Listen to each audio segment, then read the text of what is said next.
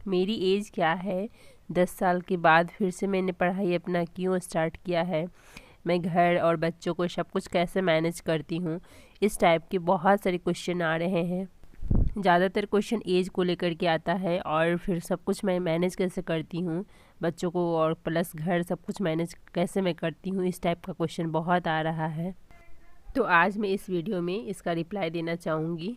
आपके सारे क्वेश्चन का आंसर इस वीडियो में मिल जाएगा, तो इसलिए शुरू से लास्ट तक देखिए।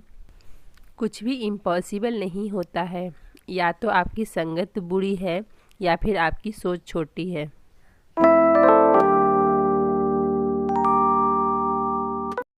हे गाइस, मैं खुशबू रंजन आप सभी का स्वागत करती हूँ अपने यूट्यूब चैनल वुमेन्स स्ट्रगल में। कल लगभग मैंने 3 घंटे की पढ़ाई की थी। इसे मैं रिसेट कर देती हूँ और अपना टाइमर ऑन कर लिया है। टाइमर मुझे बहुत ही ज़्यादा मोटिवेट करता है, तो इस वजह से मैं टाइमर ऑन करके ही पढ़ती हूँ। और उसके बाद मैं यहाँ पे फर्स्ट लॉट में साइंस का बुक पढ़ रही हूँ, NCERT, तो जिसके मैंने 4 चैप्टर पढ़ लिए हैं। मैं अभी 5वां पढ़ूँगी। और ऐसा नहीं है कि मैं डेली पढ़ पा रही हूँ, जब मुझे टाइम मिल पा रहा है। अभी फ़िलहाल क्या हो रहा है कि जो भी क्लास चल रहे थे वो बंद हो गया है और अभी यानी कंप्लीट हो गया है, और अभी सिर्फ सीसेट का क्लास चल रहा है। और सीसेट में मैंने आपको पहले भी बताया है कि मैं अभी बहुत पीछे हूँ, लेकिन मैं अभी क्लास नहीं करूँगी, क्लास में बाद में करूँगी। सबसे पहले मैं अभी बुक रीडिंग करती हूँ, उसके बाद PDF वगैरह पढ़ूँगी, फिर क्लास करूँगी। तो मैं अभी सेकेंड स्लॉट में पढ़ूँगी पॉलिटिकल साइंस। पॉलिटिकल साइंस में मैं सर का PDF दिया हुआ पढ़ती हूँ। लक्ष्मीकांत बुक मैं नहीं पढ़ रही हूँ, उसमें बहुत ही ज़्यादा लेंदी दिया हुआ है और उतना पढ़ पाना मेरे से पॉसिबल नहीं हो पा रहा है। अभी तक मेरा लक्ष्मीकांत का बुक एक बार भी कंप्लीट नहीं हुआ है। मैंने पढ़ा है, लेकिन जो चैप्टर मैंने पढ़ा है उसी को 1-2 बार रिवाइज़ किया है, बट पूरा बुक मैंने नहीं पढ़ा है। लेकिन सर जो PDF दिए हैं ये मैं सेकेंड टाइम पढ़ रही हूँ। इससे चीज़ें क्लियर हो जा रही है और इसमें बहुत इजी वे में बताया हुआ है। जो क्लास नहीं किए हैं वो भी इसे पढ़ करके अच्छे से समझ सकते हैं। तो मुझे ये लक्ष्मीकांत से अच्छा लगता है, क्योंकि लक्ष्मीकांत में उतना ज़्यादा मुझे समझ नहीं आता। ये सही है मेरे लिए, तो मैं ये पढ़ती हूँ और ये मैं सेकेंड टाइम रिवाइज कर रही हूँ। मेरे एज को लेकर के बहुत क्वेश्चन आते हैं, बहुत ही ज़्यादा, कि आपका एज क्या है। तो मैं आप लोग को बताना चाहती हूँ यहाँ पे। देखिए, सबसे पहले तो लड़कियों का एज पूछना नहीं चाहिए, कोई बात नहीं, मैं मजाक कर रही हूँ। तो मैं यहाँ पे आप लोग को बताना चाहूँगी कि UPSC के लिए मेरे पास 5 अटैम्प्ट हैं। तो और मैं जनरल से आती हूँ, बाकी आप लोग जोड़ लीजिए कि मेरे पास मतलब मैं कितने साल की हूँ। और दूसरा क्वेश्चन क्या है कि मैं सब कुछ मैनेज कैसे करती हूँ। तो मैंने ये बहुत सारी वीडियोज़ में बताया है कि सब कुछ मैनेज कैसे करती हूँ। मैं जो ज़रूरी काम रहता है पहले मैं उसे करती हूँ, उसके बाद पढ़ाई करने बैठती हूँ। उसके बाद फिर जब मुझे लगता है 1-1.5 घंटे के बाद कि मैं थक गई हूँ या फिर अब मुझे काम करना चाहिए, तो मैं उस दौरान फिर काम करने जाती हूँ। यानी दोनों चीज़ को मैं मैनेज करके चलती हूँ। आजकल थोड़ा हेल्थ इशू की वजह से मैनेज नहीं हो पा रहा है, ना ही अच्छे से मैं स्टडी कर पा रही हूँ, ना ही अच्छे से मैं घर के काम कर पा रही हूँ। तो इस वजह से थोड़ा आजकल मुझे डिमोटिवेशन होता है। मुझे ऐसा लगता है कि मैंने गलत फ़ैसला ले लिया है, लेकिन अगर मैं ऐसा सोचती हूँ तो मेरे हस्बैंड मोटिवेट करने के लिए होते हैं। वो कहते नहीं, आप जो कर रहे हैं करते रहिए, लेकिन मुझे लगता है कि नहीं, शायद मैंने गलत फ़ैसला ले लिया है। लेकिन वो कहते नहीं, करिए, आप स्टार्ट किए, चलो 1-2 घंटा, जितना देर आपको टाइम मिल रहा है, जितना देर पढ़ पा रहे हैं उतना ही दीजिए। और यहाँ पे मैं सीसेट का क्लास कर रही थी, तो जो कि मेरे हस्बैंड को भी करना था। मैंने आप लोग को बताया था कि वो भी पढ़ना स्टार्ट किए हैं, तो उन्हें भी करना था। वो बोले थे कि जब भी आप क्लास करिएगा तो मैं भी साथ में करूँगा सीसेट का। मैं बोली ठीक है। तो अभी मैं दोनों मिल करके यहाँ पे क्लास कर रही हूँ।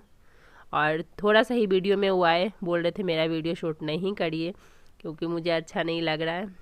और ऐसे पहले भी सोशल मीडिया पे आ चुके हैं, ऐसा कुछ नहीं है। और एक क्वेश्चन आते हैं कि आपने इतना लेट स्टार्ट किया अपना पढ़ाई, और उसके बाद आपने क्यों सोचा इतने सालों बाद पढ़ना, क्या ज़रूरी है पढ़ने की। तो मैं यही कहूँगी, जो आपने सपना देखा होता है ना, वो आपके सपने मरते नहीं हैं। हम उसे दबा देते हैं थोड़ी देर के लिए, या फिर ऐसा माहौल नहीं मिलता है हम लोगों को कि हम अपना सपना पूरा कर सकें। तो कहीं ना कहीं वो सपना रह जाता है किसी कोने में दब करके।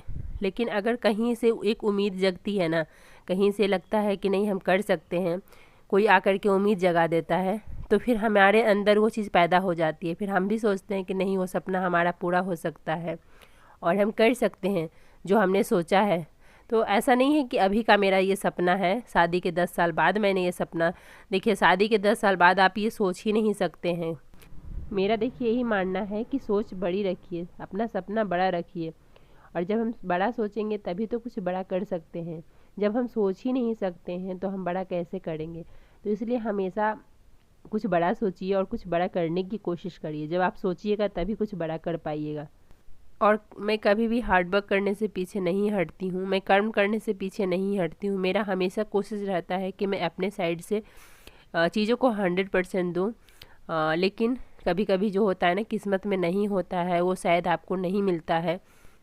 तो आई थिंक आपको इसमें आंसर मिल गया होगा आपके क्वेश्चन का। और जहाँ तक मैं कैसे मैनेज करती हूँ, ये मैंने बहुत सारी वीडियोज़ में बताया हुआ है। तो आप लोग प्लीज़ वीडियो देखिए, और आप लोग पूरा वीडियो देखिए। रेगुलर जब मैं डेली वीडियो अपलोड करती हूँ तो डेली वीडियो आप देखिए। हर एक वीडियो में कुछ ना कुछ आप लोग के क्वेश्चन के आंसर मैं दे ही देती हूँ। और एक क्वेश्चन और आता है कि मैं जॉइंट फैमिली में रहती हूँ, कैसे मैनेज करूँ सब कुछ, काम करके इतना थक जाती हूँ, फिर बच्चे भी संभालने होते हैं और उसके बाद फिर पढ़ाई होती नहीं है। तो वो तो बात सही है, काम करने के बाद फिर पढ़ाई होती नहीं है। और मैं भी जॉइंट फैमिली से हूँ, तो इस वजह से मुझे भी चीज़ें पता है कि क्या होती है नहीं होती है। आपके लिए तो बिल्कुल भी टाइम मिलेगा नहीं, ये हमें पता है। लेकिन मैं यही कहूँगी, जब भी आपको लगे, ऐसे मुझे पता है कि टाइम नहीं मिलता है, और अगर टाइम भी मिलता है तो हमारा माइंड भी फ्री नहीं होता है कि हम कुछ कर सके या कुछ पढ़ सके। पढ़ने के लिए माइंड फ्री होना बहुत ही ज़्यादा ज़रूरी है। तो मैं ये चीज़, आपका दर्द जो है, मैं बहुत अच्छे तरीके से समझ सकती हूँ, क्योंकि मैं भी जॉइंट फैमिली से हूँ। तो इस वजह से मुझे समझने में बिल्कुल भी परेशानी नहीं है, या बिल्कुल भी मैं नहीं समझ सकती, ऐसा कुछ नहीं है, मैं भी अच्छे से समझ सकती हूँ। लेकिन मैं यही कहूँगी कि आप अपने बारे में थोड़ा सा सोचिए, आधा घंटा 15 मिनट इतना ही अपने लिए टाइम निकालिए। इतना भी निकाल सकते हैं तो बहुत है। और मैं मेरा हमेशा यही कोशिश रहता है कि मैं आप लोगों को मोटिवेट करूं। और बच्चों के साथ तो बिल्कुल भी टाइम नहीं मिलता है, मैं ये समझ सकती हूँ। और जब बच्चे धीरे धीरे बड़े हो जाते हैं ना, तो उनकी पढ़ाई की टेंशन हो जाती है। कहते हैं कि बच्चे छोटे हैं इसलिए टाइम नहीं मिलता, बच्चे बड़े हो जाएंगे तो शायद टाइम मिलेगा। लेकिन ऐसा नहीं होता है। जब बच्चे बड़े हो जाते हैं तो उनकी पढ़ाई का टेंशन हो जाता है, तो इस वजह से कभी भी टाइम नहीं मिलता है और हमें टाइम निकालना पड़ता है।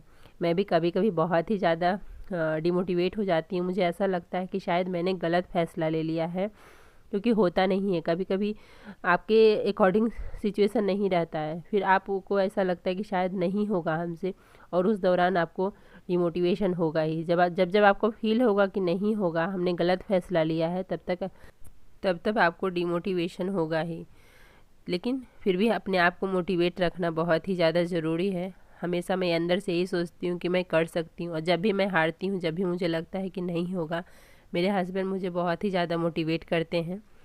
तो इन्हीं सब थॉट्स के साथ इस वीडियो का मैं एंड करती हूँ। वीडियो कैसी लगी ज़रूर बताइएगा। अच्छी लगी है तो लाइक कर दीजिएगा, और जो लोग अभी तक मेरे चैनल को सब्सक्राइब नहीं किए हैं, सब्सक्राइब कर लीजिए। और वीडियो को बहुत शेयर करिए ताकि दूसरे लोग भी मोटिवेट हों। हम पढ़ रहे हैं और हमारे देखा देखी अगर और लोग भी पढ़ते हैं तो ये बहुत अच्छी बात है। और मिलते हैं आप लोगों से एक नए वीडियो, मोटिवेशन वीडियो के साथ। तब तक के लिए बाय बाय, टेक केयर।